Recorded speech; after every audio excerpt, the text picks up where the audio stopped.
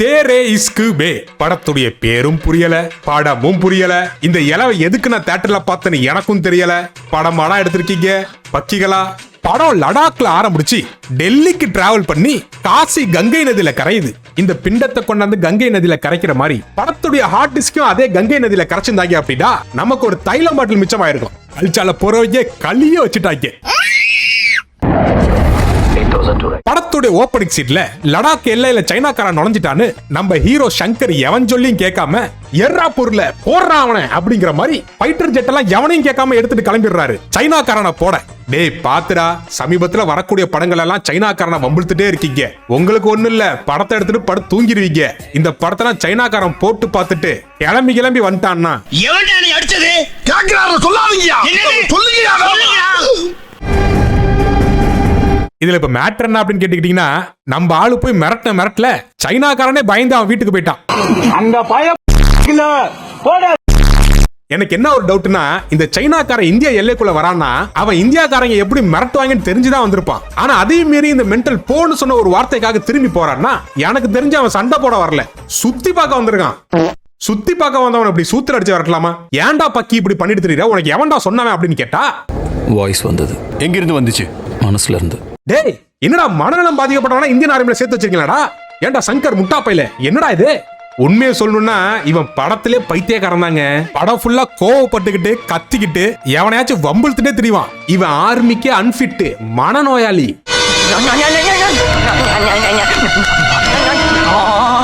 அப்புறம் நான் வீடியோஸ்ல யூஸ் பண்ற அனைத்து வார்த்தைகளும் படத்துல வரக்கூடிய கேரக்டர்ஸ் தானே தவிர ரியல் லைஃப் கேரக்டர்ஸ் கிடையாது. அதனால கடுப்பாய் நீங்க கமெண்ட் செக்ஷன்ல கழிய வேண்டாம். சோ மறக்காம லைக் பண்ணுங்க, ஹைப் பண்ணுங்க, சப்ஸ்கிரைப் பண்ணிட்டு நோட்டிபிகேஷன் ஆன் பண்ண மறந்துடாதீங்க. அப்புறம் முக்கியமா இன்னைக்கு 7 மணிக்கு இந்தியா வர்சஸ் USA நடக்க போகுது. அதுக்கு நான் வந்து லைவ் ரியாக்ஷன் பண்ண போறேன். சோ மறக்காம லைவ்ல வந்து சப்போர்ட் பண்ணுங்கடா. இவன் நார்மலா இல்ல, பைத்தியக்கார மாதிரி பேசிட்டு இருக்கான்.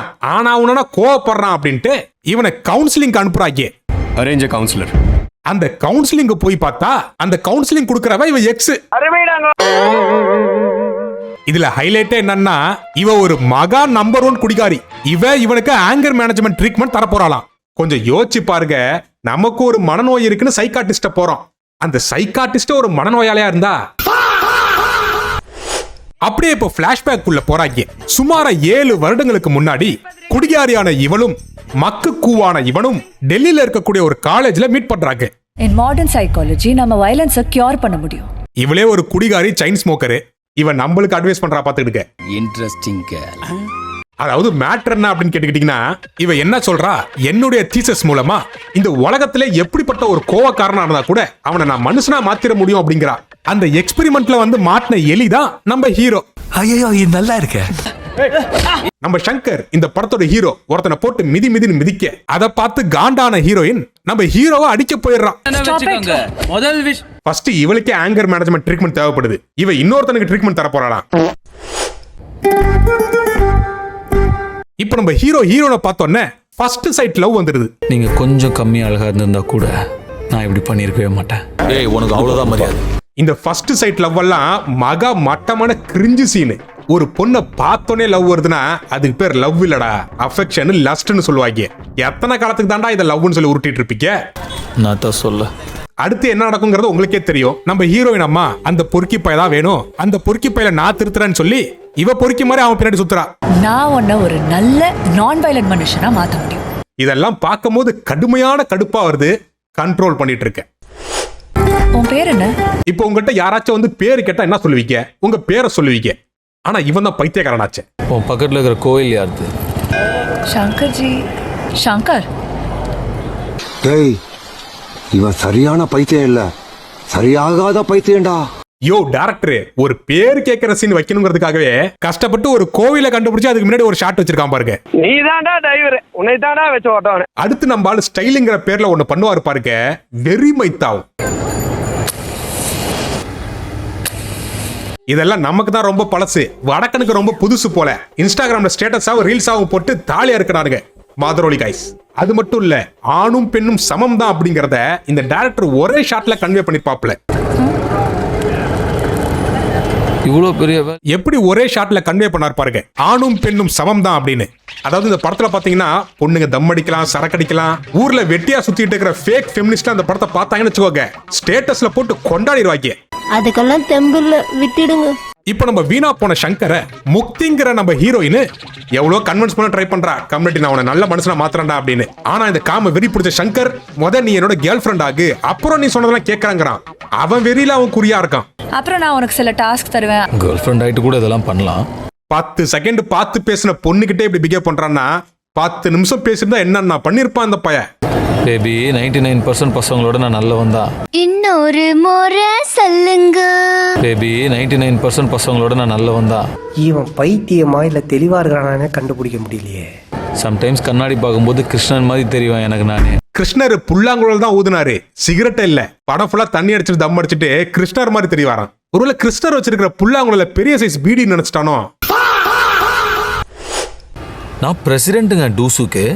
இந்த புள்ளைக்கு வேற கஸ்டமரே கிடைக்கல போல. இந்த இளவு பையனுக்கு தான் நான் ட்ரீட்மெண்ட் பார்ப்பேன், இவனோட கோவத்தை தான் கண்ட்ரோல் பண்ணுவேன்னு சுத்திட்டு இருக்கா. அவன் சொன்னதெல்லாம் இவ செய்யறா. வா வந்து தோல்ல சாஞ்சிக்க அப்படின்னா தோல்ல சாஞ்சிட்டு டைலாக் பேசிட்டு உட்காந்துருக்கா. ஒரு பொண்ணு என் தோல் மேல அப்படியே மெதுவா தலைய சாட்சி இதோ பாரு. ஹே பைத்தியமா நீ? ஆமாங்க. இந்த மாதிரி சீன்லாம் பார்த்தா வெறி புன்னகை ஆகுதா இல்லையா? சரி ஏன்டி இப்படிலாம் பண்ற அப்படின்னு கேட்டா, இந்த பாரு நான் இதை வேலை நினைச்சுதான் பண்றேன். இப்பயே சொல்லிட்டேன், நீ உன் வேலைக்காக பண்ற, அவன் ஒன்ன வேலை பார்க்கறதுக்காக பண்ணிட்டு இருக்கான். 2 பேரும் நல்ல ஜோடிடா. என் கூட டேட்டுக்கு வரியா? இந்த பாரு நான் இதை வேலை நினைச்சுதான் பண்றேன். இப்பயே சொல்லிட்டேன். ஆனா அதை நீ லவ் நினைச்சு பண்றேன்னா அதுவும் இஷ்டம். மக்களே யோசிச்சு பாருங்க, இந்த மாதிரி கப்பிள்ஸ் ஊருக்கு 2 இருந்துச்சுன்னு வச்சுக்கோங்க, ரெண்டும் கேரளா கப்பிள்ஸே மிஞ்சிருவாங்க. இந்த படத்துல இருக்கக்கூடிய ஒரே ஒரு பிளஸ் என்னன்னா எனக்கு ஏஆர் ரஹ்மான் மியூசிக் தான்டா. படத்துல ஏஆர் ரஹ்மான் மியூசிக் போட்டதுனால படத்தை உட்காந்து 2 நிமிஷமாச்சு பார்க்க முடிஞ்சுது. இல்லனாலும் பார்க்க முடியல, அது வேற விஷயம். சும்மா ஒரு வாதத்துக்கு சொல்றேன், அவரும் இல்லைன்னு வச்சுக்கோங்க சதற விட்டுருவாங்க.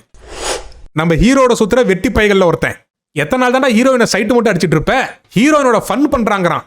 டேய் ஃபன் பண்ணுடா பொண்ணுங்களோட. டேய் அட இந்த கல்சட பைய யாருன்னு தெரியுமா? ஹீரோவோட சொந்த தம்பி. நீ எல்லாம் ஒரு தம்பியாடா தருதல பொறுக்கி பைய பொறுக்கி. அப்புறம் கொஞ்ச நேரம் கழிச்சு அவனுக்கே மூடு வந்துருச்சு போல. அப்புறம் ஹீரோயினோட நடு ரோட்ல உட்காந்து ஃபன் வேணுங்கிறான். எனக்கு அது வேணும், ஃபன் வேணும் எனக்கு. ஓ இப்பலாம் நாய் மாதிரி பப்ளிக்கா நடு ரோட்லயே ஃபன் பண்ண ஆரம்பிச்சிட்டீங்களா? மதரோலி காய்ஸ். இதுக்கு அந்த பொண்ணு ஓகே சொல்லிடுறாங்க. டன், நான் உனக்கு ஃபன் தரேன். அட வெக்கம் கட்டுவீங்களா? இவ ஓகே சொல்றா, பட் வித் கண்டிஷன்ஸ் அப்ளை.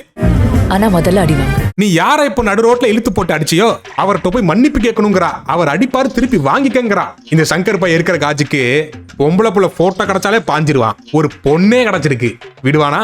அடி மக்களை நான் கூட என்ன நினைச்சேன், ஒரு காமெடிக்கு இந்த எல்லாம் வச்சிருக்காங்க, சும்மா ஒரு பேச்சுக்கு உருட்டிட்டு இருக்காங்க அப்படின்னு நினைச்சேன். அடுத்த சீனை பாத்தீங்கன்னா இந்த பொண்ணு அவன ரூமுக்கு கூட்டு போயிருது. வா ஃபன் பண்ணலாங்குது. வா ஃபன் பண்ணு. இந்த பிழைப்பு பிழைக்கிறதுக்கு நீங்க 2 பேரும் என் கூட சேர்ந்து பிச்சை எடுக்கலாம். இந்த சீன்லாம் என் ஆளோட பார்த்துட்டு நல்ல வேளை என் ஆளுக்கு ஹீல்ஸ் போற பழக்கம் இல்ல, இல்லன்னா அடி இன்னும் கடுமையா விழுந்திருக்கும். சரி இப்ப மேட்டர் என்ன அப்படின்னு கேட்டுக்கிட்டீங்கன்னா, ரூமுக்கு கூப்பிட்டு இவன் தான். அந்த பொண்ணு ஃப்ரீ ட்ரையலுக்கு ரெடி ஆயிடுச்சு. ஆனா திடீர்னு நம்ம ஹீரோக்கு வேண்டாம் இதெல்லாம் தப்புன்னு தோடிடுச்சான். இந்த தற்குறி சங்கர் உண்மையா லவ் பண்ணானா? நீ உன் டிஷர்ட்டை வேலைக்காக கழட்டலாம், ஆனா காதல் இருக்கிற என்னால சட்டையை கழட்ட முடியல. டே சங்கர் உண்மையா சொல்லு, நீ ஒரு கே தானே? ஏண்டா ஃபன் பண்ணலான்னு கூப்பிட்டு ரூம் வரைக்கும் போயிட்டு வேண்டான்னு திருப்பி வரீனா நீ காலேஜுக்கு பிரசிடென்ட் இல்ல, எல்ஜிபிடி கம்யூனிட்டிக்கே பிரசிடென்ட். அடுத்து என்ன, வழக்கம் போலதான் ஒரே பாட்டுல நம்ம ஹீரோயின் நம்ம ஹீரோவை மொத்தமா திருத்திடுது. எது? இந்த பயலுக ஷூட்டிங் பண்ண டைம்ல டெல்லியில மார்கழி மாசம் போல இவங்க தான் டாகிஸ் ஆச்சே. நடு ரோட்ல ஃபயர் கேம்ப் எல்லாம் கொளுத்தி விட்டு அங்கேயே 2 கட்டிங்க போடுதுங்க. குடிக்கிறதுக்கு வேற இடமாடா இல்ல உங்களுக்கு. ஓ சாரி நீங்க தான் நாய்ங்க இல்ல, நாங்க மறந்துட்டோம். அப்புறம் இந்த பொண்ணு இவளோட தீசஸை கம்ப்ளீட் பண்ணிட்டாலாம். அதனால ஹீரோயின் சந்தோஷப்பட, ஹீரோ லவ் லாங்குவேஜ்ல எமோஷன் ஆக, ஒரே ஃபன் தான் போங்க. You're the best, yeah. I love you. டேய் என்ன இல விடாது. அடுத்து ஒரு சொல்றான் பாருங்க, என் எரிச்சலுக்கு நீ கோல்கேட் மாறிங்கிறான். நீ எரிச்சலுக்கு கோல்கேட் மாதிரி சில்லுன்னு. உன் எரிச்சலுக்கு அவ கோல்கேட், அவ அழுக்கு தேய்ச்சி குளிக்க நீ என்ன ஹமாம் சோப்பா? இவன் ஃபீல் பண்ணி புலம்பிட்டு இருக்கும் போது கொஞ்ச நேரத்துல ஒருத்தன் வரான். திடீர்னு அந்த பொண்ணு இவனை விட்டுட்டு அவனை போய் கட்டி பிடிச்சிருச்சு. டேய் என்னடா நடக்குது இங்க, யாரா அவன் அப்படின்னு பார்த்தா அந்த பொண்ணு இந்த பையனை தான் கல்யாணம் பண்ணிக்க போதான். அஞ்சலி சக்திய லவ் பண்ணல, சக்திய தான் கௌதம் லவ் பண்றான். அம்மா ஆடி பாவி, இன்னொருத்தனை கல்யாணம் பண்ணிக்க போறேன்னு தெரிஞ்சோம் இவன் கூட நீ ஃபன் பண்ணலான்னு இருக்க. நான் கூட கொஞ்ச நேரத்துல சங்கரை தப்பா நினைச்சேன்டா. இவ தாண்டா அக்மார்க். இவ்வளவு நேரம் படம் ஃபுல்லா இந்த பொண்ணு இவனோட குடிச்சிட்டு இருந்தா, இப்போ இன்னொருத்தரோட குடிக்கிறா. ஆக மொத்தம் படத்துல அவனாச்சும் குடிக்கணும். படம் எடுத்தவன் முரட்டு குடியாரனா இருப்பான் போல. போதையில கதை எழுதினாங்களா இல்ல போதையில படம் எடுத்தாங்கன்னு தெரியல. படம் ஃபுல்லா ஒரு மாதிரி மெதப்புல தான் போகுது. நீயே இவ்வளவு கேவலமா இருக்கேன்னு சொல்ல வர்ற, ஒத்துக்கிறேன். அந்த சனியம் போய் தொலைது அப்படின்னு விடாம இவன் இதுங்க குடிச்சிட்டு இருக்கிற பாருக்கே போய், நீ மாப்பிள்ளன்னா என்ன எரிச்சிட சொல்லு, இல்ல நான் ஒன்ன. என்னடா ரிசல்ட் தெரியாம ஓடுற, போதை இறங்கிடுச்சா? சரி அதை விடு. இதுக்கப்புறம் இவங்க பண்ற கூத்தெல்லாம் இருக்கே கொடூரமா இருக்கு. நம்ம ஹீரோ அந்த பொண்ணு வீட்டுக்கு பொண்ணு கேட்க போறான். அவ அப்பா இவனை பார்த்து அசிங்கமா கேட்கறான், என்னதான் பண்ற சாப்பாட்டுக்கு? டேய் வெளில ஒரு போர்டு வச்சிருக்கான், அதை பாத்தியாடாங்கிறான். போய் பார்த்துட்டு வா. உடனே நம்ம ஹீரோவும் இரு பார்த்துட்டு வரேன்னு சொல்லிட்டு வெளில போய் என்ன போர்டு வச்சிருக்கான்னு பார்த்துட்டு திருப்பி வந்து பேசிட்டு இருக்கான். ஒரு பைத்தியக்கார பைலட் மாட்டிட்டு படுற பாடு. நீங்க யூபிஎஸ்சி எல்லாம் கிளியர் பண்ணிருக்கீங்க, நானும் யூபிஎஸ்சி எக்ஸாம் கிளியர் பண்ணிட்டு வரேன், அப்போ உங்க பொண்ணை கட்டி கொடுங்க எனக்கு அப்படின்ட்டு போறான். டேய் சங்கர், அவன் உன்னை கலாய்க்கிறான்டா. நீயும் யூபிஎஸ்சி எக்ஸாம் பாஸ் பண்ணிட்டு வரங்கிற. யூபிஎஸ்சி எக்ஸாம் எதுக்கு படிப்பாயின்னு தெரியுமாடா? தெரியாது சார். இந்த படத்துல இந்த சங்கரோட கேரக்டர் எழுதப்பட்டதே இவன் ஒரு மக்கு கூதான் அப்படிங்கிறது தான். உன் காதலால மிருகமா இருந்தா நான் மனுஷனா மாறிட்டேன் முக்தி. ஏண்டா டே, போன செண்டா அவன் ஆளு மேல பெட்ரோல் ஊத்திட்டு எரிச்சிட்டு போனேன். ஏண்டா இப்படி பச்சை போய் பேசுற? Don't try to play the fool with me, Nigesh. அடுத்து அந்த பொண்ணுகிட்ட போய் சொல்றான் பாருங்க, நான் யூபிஎஸ்சி பாஸ் பண்ணிட்டு வரேன். ஆனா என்கிட்ட இருந்து நான் இந்த எக்ஸாமை பாஸ் பண்ணா மட்டும்தான் உனக்கு கால் வரும். தவறாம போன் எடு. அப்படி ஒருவேளை என் போன் வரலன்னா நீ வேற எவனாச்சும் கல்யாணம் பண்ணிட்டு போங்கிறான். ஏன்டா நீ எப்போ போன் அடிக்கிறதோ அவ எப்ப கல்யாணம் பண்றது? இப்பதான்டா அந்த டைரக்டர் கட்டிங்க போட்டே கதை எழுதிருக்காங்கிறது லைட்டா டவுட் வருது. தெளிவா இருக்கிற எவனும் இப்படி ஒரு டயலாக் வைக்க மாட்டான். அடுத்து ஒண்ணு பண்றான் பாருங்க, இது எங்க அம்மாவோட வளையல், பத்திரமா வச்சுக்கன்ட்டு போறான். பிளாஸ்டிக் வளையல். என் அம்மாவோட வளையல் பத்திரமா வச்சுக்கோ. ஆட கழிச்சால போறவனே, அது ஒரு பிளாஸ்டிக் வளையல். ஒரு பிளாஸ்டிக் வளையலுக்கு இவ்வளவு சென்டிமெண்டாடா? நான் எங்கேயோ போதையில கீழே கடந்ததை பொறுக்கிட்டு வந்துட்டு அம்மா வளையல ஆயா வளையலுங்கிறான் பாரு, வடசட்டைக்கு பிறந்தவன். இந்த இலை ஒரு சென்டிமெண்ட் சின்ன வேற எடுத்து வச்சிருக்காங்க பாருங்க. இதுல ஹைலைட்டான விஷயமே என்னன்னா, கடைசி வரைக்கும் இவன் கொடுத்த வளையல் என்ன ஆச்சுங்கிறது படத்துல இல்ல. அப்ப உண்மையிலே இவன் கீழே கடந்தா பொறுக்கிட்டு வந்திருப்பான் போல. மக்களே, அடுத்து நீங்க இந்த படம் ஒரு மோட்டிவேஷன் படமா மாறப்போகுதுன்னு நினைப்பீங்க. ஆனா ஒரு மைத்தும் இல்ல. பழைய காலத்து கிரிஞ்சு படம் மாதிரி ஒரே பாட்டுல யூபிஎஸ்சி எக்ஸாமே கிளியர் பண்ணிடுறான். போட மாட்டேன், வீட்டுக்கு வெளியே சங்கர் குருக்கள்னு போட மாட்டேன். டேய் என்னடா பெரிய பெண் குயின் மோட்டிவேஷன் வீடியோ, இவனுங்களை பாருங்கடா எப்படி மோட்டிவேஷன் பண்ணிட்டு இருக்காங்க. ஃப்ரேமா பாருங்க ஜி. இதெல்லாம் உண்மையாலுமே யூபிஎஸ்சி எக்ஸாம் படிக்கிறவங்க பார்த்தாங்கன்னா மன உளைச்சல் ஆயிர மாட்டாங்க. என்ன நான் இருக்கேன்டா வளர்ந்து போய் எழுதிட்டு. நாங்க அமெரிக்கால டேட் பண்ண ஆரம்பிச்சப்போ இவன் தான் எனக்கு அதை ஞாபகப்படுத்தினான். இவன் பாஸ் பண்ண டேட்டுக்கு அந்த பொண்ணோட வீட்டுல வேற ஒரு பையனோட நிச்சயதார்த்தம்.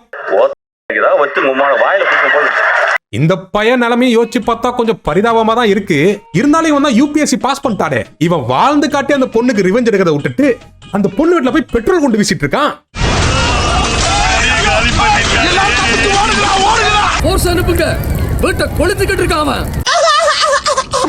நீங்களே சொல்லுங்க, இப்படிப்பட்ட ஒரு பொறுக்கி பையில எந்த பொண்ணுக்காச்சும் பிடிக்குமா? நாளைக்கு இந்த பொண்ணு மேல பெட்ரோல் கொண்டு வீச மாட்டான்னு என்ன நிச்சயம்? நான் எல்லாத்தையும் சாம்பலாக்கி எண்ணெயில பூசிப்பேன். டேய், நான் சும்மா இருக்க முடியாதடா. போலீஸ் வந்திருந்தேன்னு இந்த பொண்ணை மொட்டை மாடிக்கு கூட்டு போய் அரை மணி நேரம் மொட்டை மாடல உட்காந்து பேசிட்டு இருக்காங்க. டேய், மொட்டை மாடல உட்காந்து அரை மணி நேரம் பேசுறதுக்கு இது என்ன விஜய் சித்து விலாக்ஸ் மொட்டை மாடி பார்ட்டியா? வெளியே உன் அப்பங்காரன் நின்று கத்திட்டு இருக்கான், நீ இந்த மென்டலோட அரை மணி நேரமா பெணாத்திட்டு இருக்க. போங்கடா முட்டா பசங்களா. உடம்பெல்லாம் எரியுது முக்தி, இங்க இங்க இங்க இங்க உடம்பெல்லாம் எரியுது முக்தி. வீட்டு ஃபுல்லா பெட்ரோல் கொண்டு வீசிட்டு எரியுதுன்னா எரியாம என்னடா பண்ணும்? தப்பிச்சு ஓடுறா தற்குறி. ஏதாவது பண்ணு முக்தி, ஏதாவது பண்ணு. வா ஃபன் பண்ணு. இல்ல ரெண்டு பேரும் மொட்டை மாடல இருந்து குதிச்சு செத்துறலாம். நீ லவ் பண்ணதுக்கு அவயாண்டா சாகடும். அவளால தான்டா நீ யூபிஎஸ்சி எக்ஸாமே பாஸ் பண்ண. அவ கால கல்வி குர்றா. Emotional, damn it. இவனை போலீஸ் பிடிச்சிட்டு போயிருது. அவன் அப்பங்காரன் மறுநாள் வந்து எல்லார் காலையும் விழுந்து கதறான். இந்த மாதிரி ஒரு தரத்துல பார்த்தா காலில் விழாம பின்னா கல்லாப்பட்டில உட்கார வைப்பான் அவன் பையன். இவனுக்கு இந்த சைடு ஒரு காமெடி பண்ணிருந்தாங்கன்னா, இந்த முக்தி மக்கு கட்டிக்க போற புருஷன் முன்னாடியே தம்ம பத்த வச்சு டைலாக் பேசிட்டு உட்காந்துருக்கா. டே மென்டல், இவளே ஒரு குடிகாரிடா. தம்மடிப்பா சரக்கடிப்பா, இவளுக்கு போய் உட்காந்து அட்வைஸ் பண்ணிருக்க. நீங்கள கல்யாணப்படி குடும்பம் நடத்துற மாதிரி தெரியலடா. நம்ம தண்டச்சோறு சங்கரை பெத்த அப்பங்காரன் சங்கரை போலீஸ் ஸ்டேஷன்ல கூட்டு வரான். தருதலைய பின்னாடி உட்கார வச்சுட்டு அப்பங்காரன் வண்டியை ஓட்டிட்டு போயிட்டு இருக்கான். மண்டையில மூளையும் இல்ல, மண்டையில ஹெல்மெட்டும் இல்ல. ஓட்ட ஸ்கூட்டியை வச்சுட்டு ஓவர் ஸ்பீடு.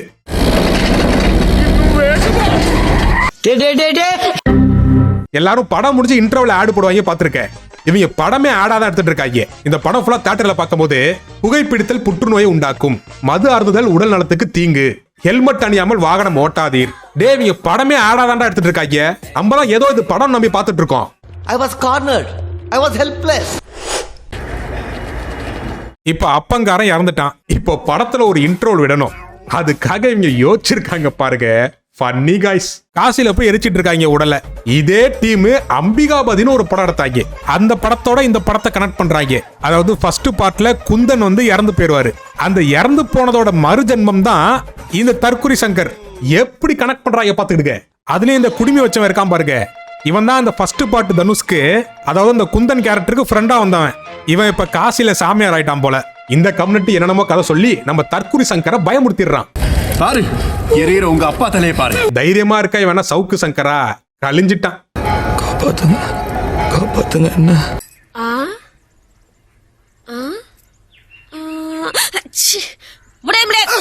பார்ட் 1ல இருந்து பார்ட் 2க்கு வந்த மென்டல் போய் என்ன சொன்னான்னு தெரியல. அடுத்த நாள் திருப்பி முக்தி வீட்டுக்கு போய் அந்த பொண்ணு மேல கங்கை தண்ணியை ஊத்தி பஞ்சி டைலாக் பேசுறான். ஆனா உண்மையை சொல்லு, அது கங்கை தண்ணி இல்ல தானே? பாரு, அது ரொம்ப பியூரா இருக்கு. எங்கயோ கார்பரேஷன் வாட்டர் பிடிச்சு வந்திருக்காங்க கம்யூனிட்டி.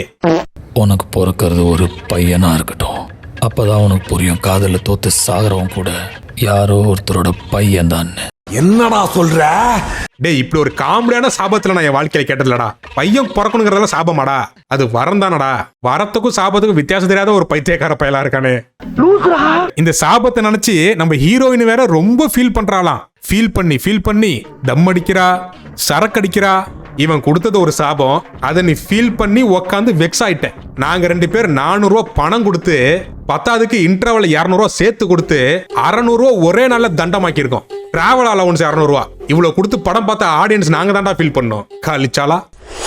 இதுல உனக்கு கவனிச்சிங்களா? அந்த பொண்ணு எவ்வளவு ஃபீலிங்கா இருந்தாலும் அவ புருஷனோட அவ உல்லாசமா தான் இருந்திருக்கா. பாருங்க, பிரெக்னன்ட் ஆயிருக்கா.